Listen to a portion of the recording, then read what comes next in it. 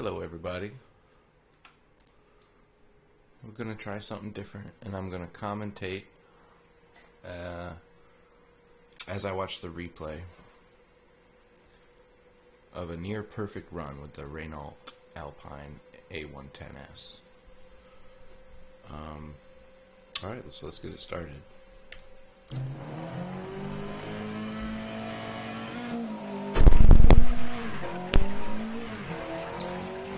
So it starts with a square right. I managed to take that pretty good. Could have been a little quicker.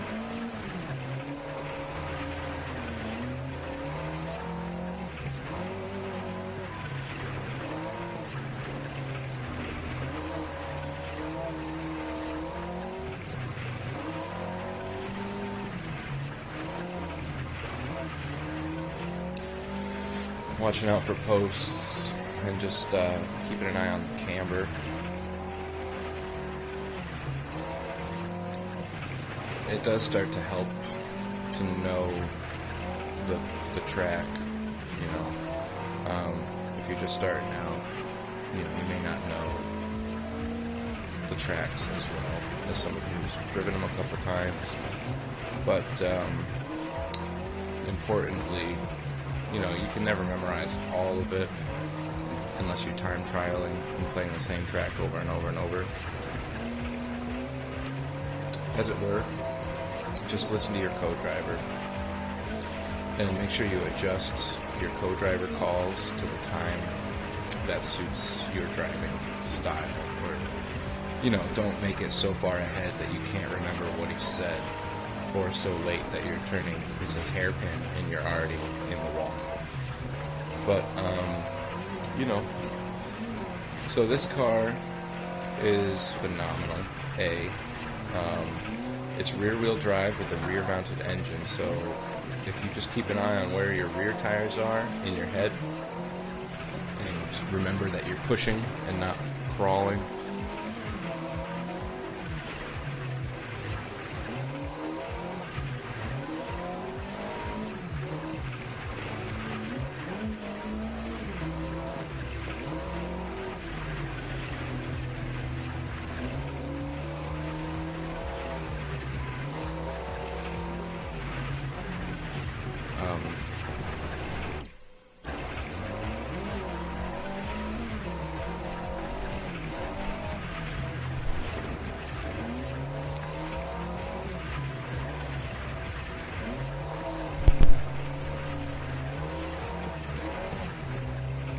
Hold on 1 second.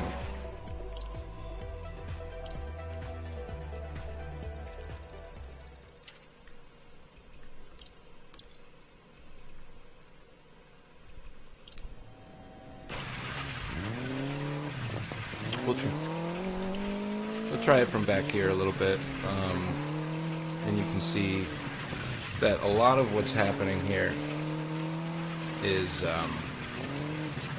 making sure that you're getting an idea of what's coming up, and you're doing a lot of weight transfer management. So on a lot of these, you can see I don't necessarily do a Scandinavian flick or pre-turn the wrong way.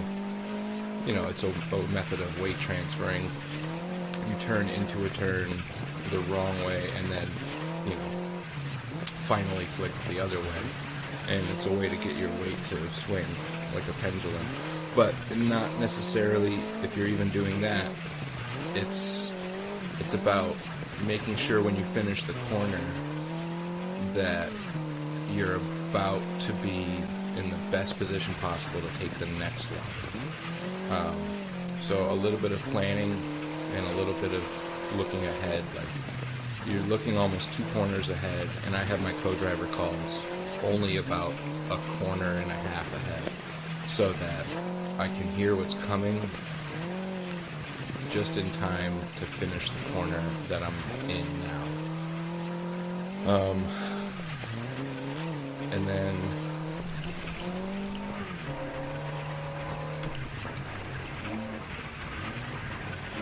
with a car like this, if you stomp on the brakes, most rear-wheel drives, if you stomp on the brakes, they're usually front brakes, and your rear wheels will be spinning much faster than your front ones, if your front ones especially are stopped, and that will cause a lot of oversteer, and could cause a lot of donuts mid-track. But what I end up doing a lot, as you just saw there, is I downshift on my way into a corner, whether I need to power out from that gear or not, just to control the rate at which my wheels are spinning on the back end. Because braking, if I was mid-corner and I brake, just like that, you can see your front wants to understeer, so you have to only flash the brakes as necessary and really either feather them, or brake as hard as you need to as quickly as possible and stop braking, or don't use the brakes necessarily as much as you are gear braking and downshifting to slow to slow down your rear wheels. And sometimes I will downshift on my way up a crest or a hill, just to make sure I'm not powering out and causing a huge nosedive at the end of the jump. If you slow down right at the crest of the hill, you can end up taking that crest as a flat rather than and that right there is my only mistake, really, besides driving slower. That was the corner that ruined my near perfect run. I didn't hit a single wall otherwise, and my only mistake was being safe.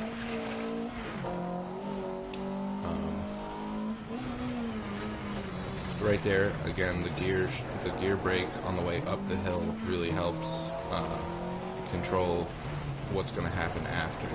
So sometimes, if you're not sure what's coming up, you just start downshifting so you can be ready. I mean, worst case scenario, you do a little damage to your gearbox, but all in all, the idea here is to not damage your car and reduce its performance by hitting walls and flying flat out, at every chance you can.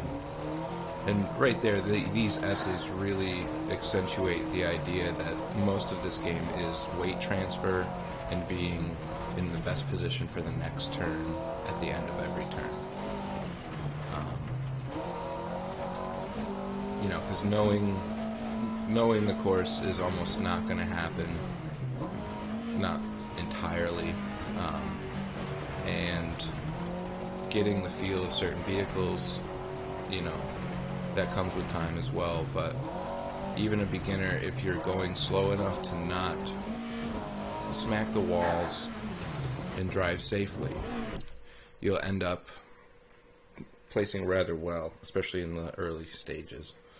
So, alright, well, that was a pretty okay run. I was only 20 seconds off the delta from, this is a AI challenge, so it's not against any real players, but just a daily stage.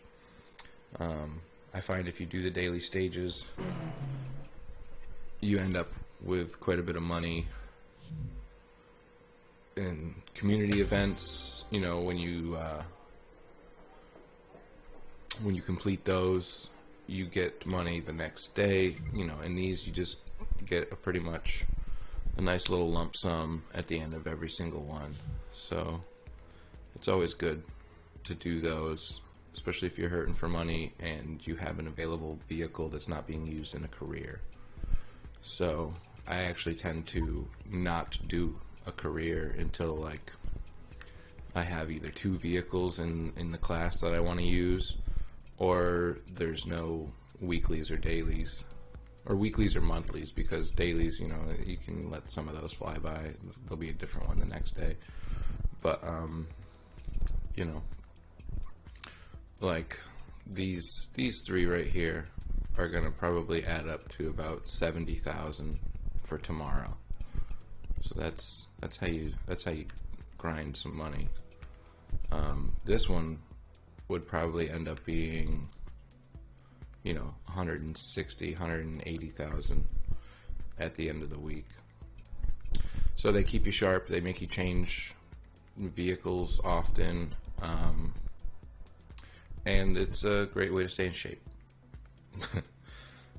All right. Well, thank you. I'll see you next time. Hope you enjoyed. Make sure you like and subscribe for lives and more videos, hopefully more like this with some commentary.